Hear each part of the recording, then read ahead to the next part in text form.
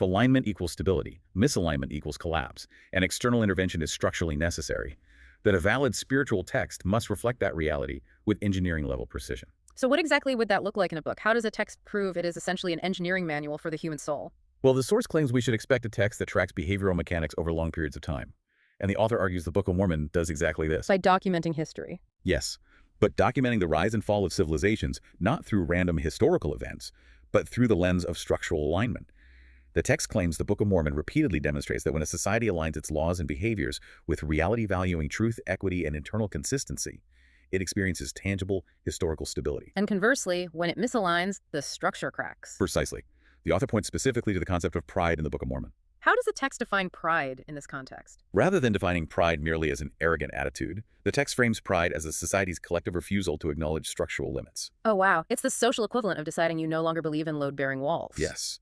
The source argues that the Book of Mormon painstakingly details how this specific behavioral flaw creates information bottlenecks, societal friction, and eventual catastrophic collapse. And the debugging program. Right. The text posits that the Book of Mormon constantly points to Christ as the only viable mechanism to resolve the permanent damage problem that inevitably destroys these societies. So, if someone were to read this text, the author claims that when individuals actually apply the mechanics outlined in this manual to their own lives, the real-world outcomes match the structural theory. That's the claim.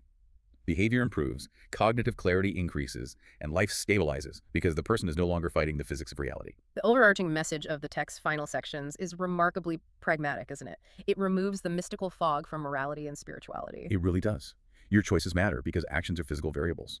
Alignment works because reality supports it. Right. Misalignment costs you because reality will always balance its equations. Right. And some accumulated damage simply requires an intervention beyond your own sheer human effort to fix. It fundamentally reframes how you view your daily friction. Totally. Like if you were swimming in the ocean and you feel exhausted, you might think your struggles are just a lack of personal willpower or bad luck.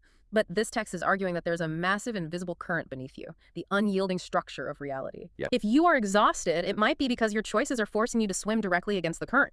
The text is essentially saying, stop fighting the current. Align your stroke with the direction the water is already moving. And the author poses a final, unavoidable challenge to the reader here. You do not get the option to sit out. Oh. By simply existing, you are participating in the structure of reality. The only variable you control is your orientation. Are you aligned with how the universe actually works, or are you fighting the structural integrity of the environment you live in? Are you aligned, or are you fighting the current? That is a heavy, incredibly practical question to carry with you today. Because